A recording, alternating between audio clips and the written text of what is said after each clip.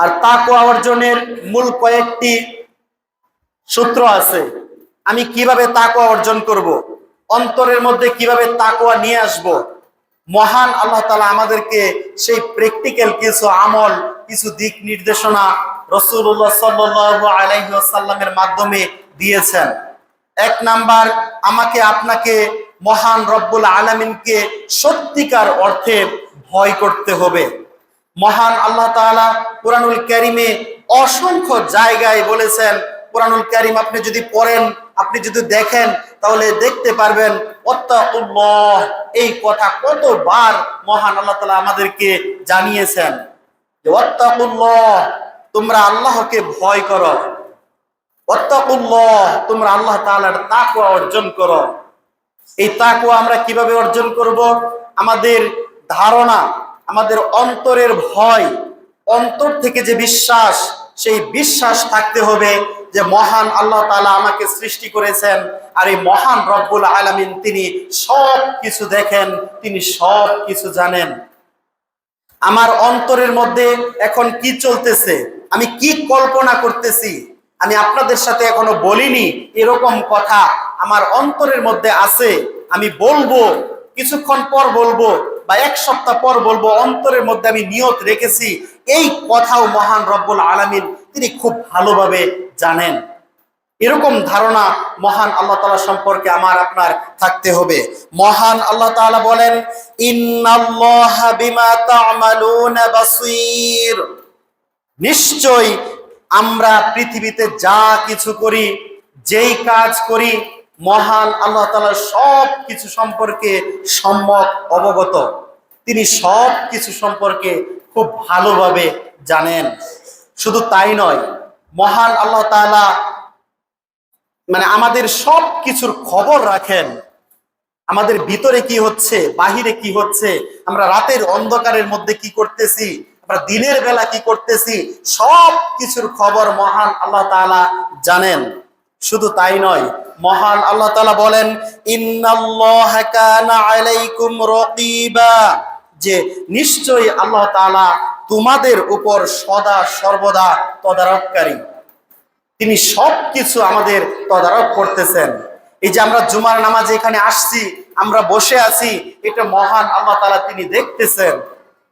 আমরা কোন হালতে আছি তিনি দেখতেছেন। আজ কোন ব্যক্তি মসজিদে আসেনি, এটাও মহান আল্লাহ তাআলা দেখতেছেন। মহান আল্লাহ তাআলা তিনি নিজেই সাক্ষী। আমরা যে মসজিদে এসেছি, এটা মহান আল্লাহ তাআলা নিজেই সাক্ষী দিবেন। আর যারা এখনো আসেনি তাদের সম্পর্কে মহান আল্লাহ তাআলা নিজেই সাক্ষী দিবেন। এতে কোনো ফেরেশতার কোনো প্রয়োজন নেই, কোনো মাধ্যম প্রয়োজন নেই। এটাও মহান আল্লাহ তাআলা কুরআনুল কারীমে বলে দিয়েছেন, ওয়াল্লাহু শাহীদুন আলা মা তা'মালুন। আমরা যা কিছু করি, পৃথিবীতে আমরা যে কর্ম করি না কেন, 24 ঘন্টার মধ্যে আমি একটা সেকেন্ড কিভাবে কাটাইতেছি, এই সব কিছু সম্পর্কে মহান আল্লাহ তাআলা নিজেই সাক্ষী তিনি দিবেন। মহান আল্লাহ তাআলা নিজেই বলতে পারবেন, আমি এখন এই কাজ করেছি, আমি 15 বছর আগে অমুক সময়ে রাত 3টার সময় আমি কি করেছিলাম, এটাও মহান আল্লাহ তাআলা তিনি জানেন, তিনি সাক্ষী দিবেন। এতে কোনো ফেরেশতার কোনো প্রয়োজন নেই। এরপরও মহান আল্লাহ তাআলার সুব্যবস্থার মধ্যে আমাদের জন্য ফেরেশতা নির্ধারণ করা আছে, কিরামান কাতিবিন। মহান আল্লাহ তাআলা আমাদের জন্য ফেরেশতা নির্ধারণ করে রেখেছেন, সম্মানিত লেখক বৃন্দ যারা আমাদের আমলগুলো লিখতেছেন। প্রত্যেকটা আমল সেই ফেরেশতারা লিখে যাচ্ছেন। এগুলো মহান রব্বুল আলামিনের কাছে যখন জমা দেওয়া হবে, আমাদেরকে তখন দেখানো হবে সেই বিশাল বিশাল কিতাব, সেই বিশাল বিশাল লেখনী, এক একটা ডায়েরি হয়ে যাবে আমার আপনার জীবনে। আমরা হয়তো আমাদের জীবনের ডায়েরি লিখতে পারি না, কিন্তু ফেরেশতারা ঠিকই আমাদের জীবনের ডায়েরিগুলো লিখে রাখতেছেন। এই জন্য আমাদেরকে সাবধানতা অবলম্বন করতে হবে। মহান আল্লাহ তাআলা আরো বলেন, আলাম ইয়ালাম বিআন্নাল্লাহা ইয়ারা। মহান আল্লাহ তাআলা সব কিছু দেখেন, তিনি সব কিছু পর্যবেক্ষণ করেন।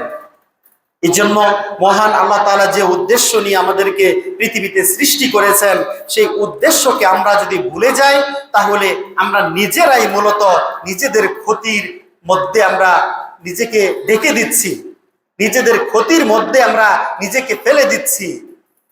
মহান আল্লাহ তাআলা নির্ধারণ করে রেখেছেন জান্নাত এবং জাহান্নাম। জান্নাতে কারা যাবে আমরা প্রত্যেকেই জানি, আর জাহান্নামে কারা যাবে আমরা এটাও জানি।